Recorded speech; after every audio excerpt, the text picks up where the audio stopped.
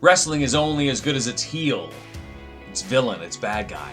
And the problem with some illustrated books is that the hero is never going to have a physical villain to confront itself. That's one thing that this book does really well, because it has Marie Curie, obviously the scientist, the first woman to receive the Nobel Peace Prize for her work in physics and chemistry.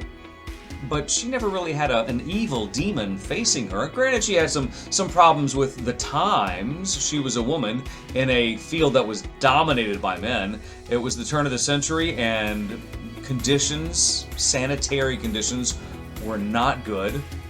She wasn't wealthy. She had to pay for her own schooling.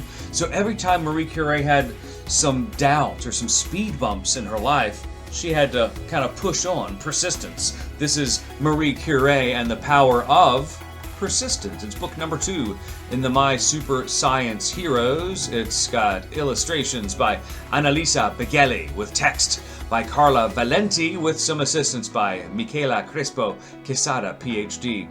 And it's a smart book. That's the other thing that adults, more so than the kids, are really going to take away from it. The adults are going to say, this is a very smart book that teaches the power of persistence in a very non-preachy way, because I'm very sensitive to books that preach, and so are kids, elementary school kids especially. When they pick up on books that are preachy, they can immediately tune out. It's amazing when you have story time and you read these books to them, these books that are preachy. They're well-intended, but they're preachy. Man, those kids drop like gravity. It's crazy.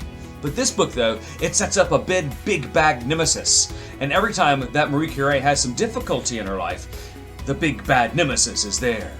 In her childhood, in her formative years, in her college years, and even in her post-academic careers when she's studying chemistry before her Nobel Peace Prize. It's there, but she always defeats it. And it's really great. Did you know she retired basically for 10 years and then went back to schooling? Crazy. She paid for her own schooling.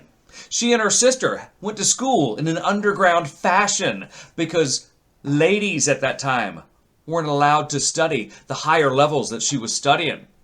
See, that's why I say this is an illustrated book that's really smart. It's way smarter than it looks. Way smarter than it looks. You can tell I teach English Lit for a living, can't you?